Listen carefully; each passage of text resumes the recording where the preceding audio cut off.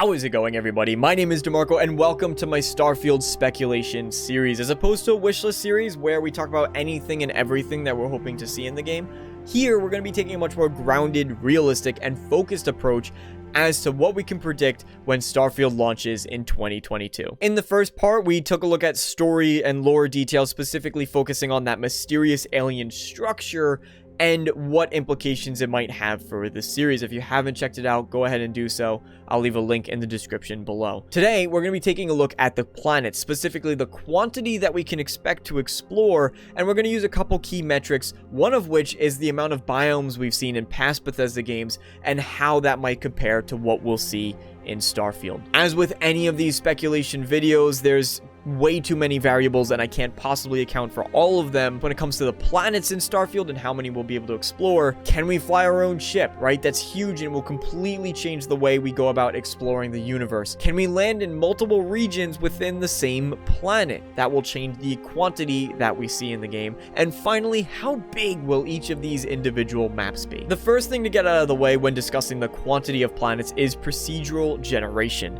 We can save the implementation of procedural generation in Starfield for a future discussion, but for now, what we need to get out of the way is that no, it will not be a No Man's Sky-like experience. I know that there's either still people holding on to hope that it might be, or they still think there's a possibility it could be.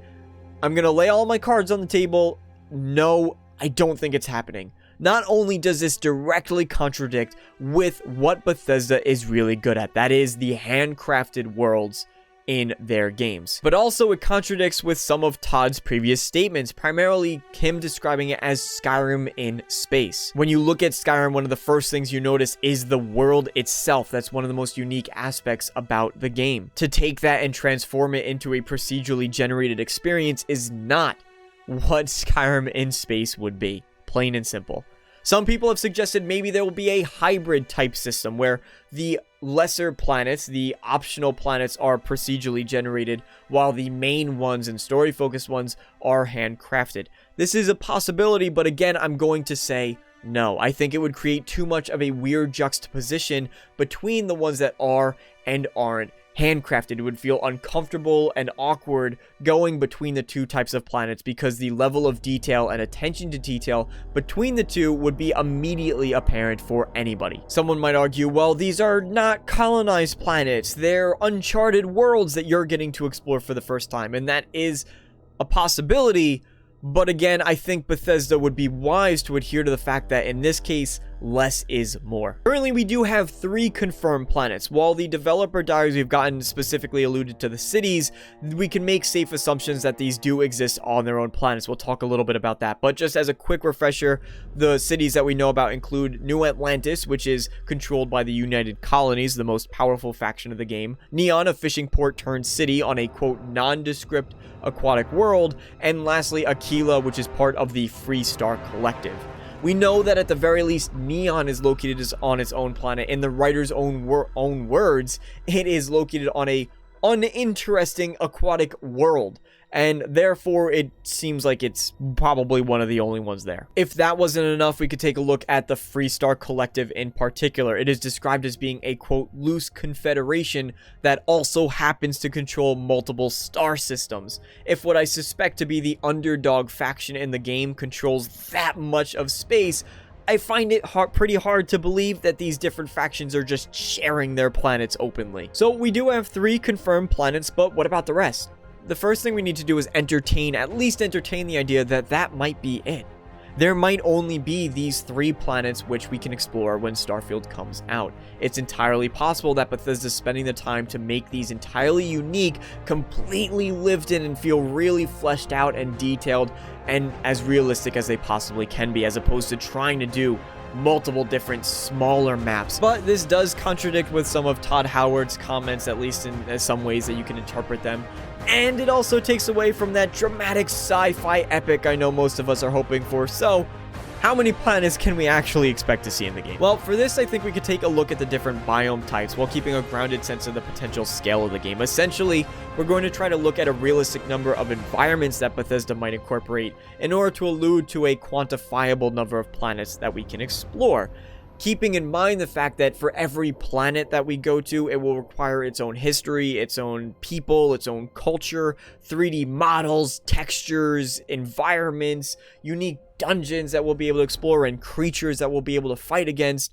There's a lot, and there's only so much development time and so much scope that any studio can possibly achieve. In Skyrim, we had a total of 9 holds, and it featured about 7 or 8, depending on who you ask, unique biomes. This does not include the dungeons and areas like Blackreach, which we were able to explore as entire other universes in their own right. Assuming Bethesda is going to strive for a similar or greater number, this can help us narrow down the potential quantity of planets we might get to see. Based on concept art that we've seen so far, there's been a wide array of different environment types. I'm not an ecologist, and these are alien worlds, so I apologize if I'm not 100% accurate with my descriptions of these, but the variety we do see includes dense jungle, a hybrid rocky desert meets hot springs. It reminds me a bit of Eastmarch in Skyrim, actually.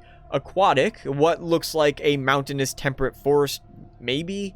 Alpine, lunar, if you want to consider that its own biome. And I'm not even going to try to guess what this one is attached to, but it's really cool nonetheless. What considerations do we have to keep in mind? 1. Multiple biomes can appear on a single planet. For example, based on the elevated appearance of this city here, it's possible that the ground of the planet is actually a part of this concept here. Similarly, on Aquila, you can see the mountains off in the background with the Tatooine-looking terrain in the foreground. Long story short, 12 biome types in Starfield does not equal 12 planets. Having said that, the exact opposite is also true, right? It is very possible that we'll see one unique biome per planet. This has its own advantages. The maps might feel a little bit too small if you try to cram a bunch of different environment types into smaller maps, assuming that there'll be many different planets to explore. But what if we can in fact land on multiple places in multiple regions within the same planet? Well, Todd Howard does describe Starfield as being Skyrim in space. One of the big marketing points for Skyrim was, if you remember, see that mountain? You can climb it. In this, I do think, and keeping Todd's analogy of Starfield to Skyrim in mind, I think it's more likely that Bethesda will want to develop these maps, these regions that we can explore, as one singular cohesive unit, as opposed to making different points on the planet that we can travel to. In this way, it gives us a much larger map to explore wherever we can land, and it does give the opportunity to at least incorporate more than one biome per region. So what do we definitively know? Starfield is going to be Bethesda's biggest game yet.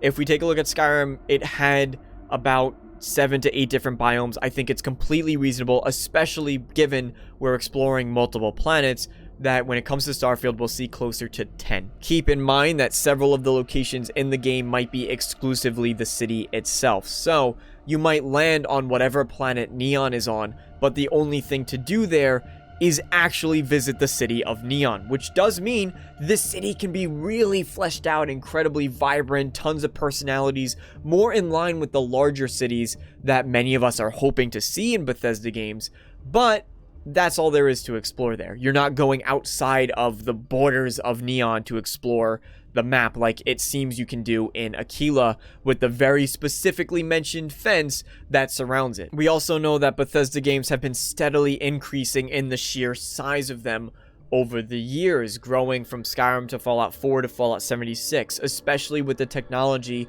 that new consoles offer, specifically in streaming data and how much can be processed at one time. It does likely mean that we'll see bigger maps. So for each of the planets that we do get to explore, it's very possible that the larger ones will be almost as big as 1/3 the size of Skyrim. With that said, assuming that we get approximately 2 on average biomes per planet, it's completely within reason that we'll see about 5 to 6 explorable planets within Starfield. I think this is a very healthy and safe number for Bethesda to try to approach. The biggest variable I think that will come into play is how big the individual map sizes are when you do finally land on any given planet. It balances the amount of biomes we might see, it balances a reasonable map size, and that 5, keep in mind, may also include a planet such as where Neon is located. And a final consideration to keep in mind as well is, while those are the main planets you can explore, what else can we do outside of that? What's floating around in space? Is there some form of lunar base on a moon somewhere that I might not be including in this, or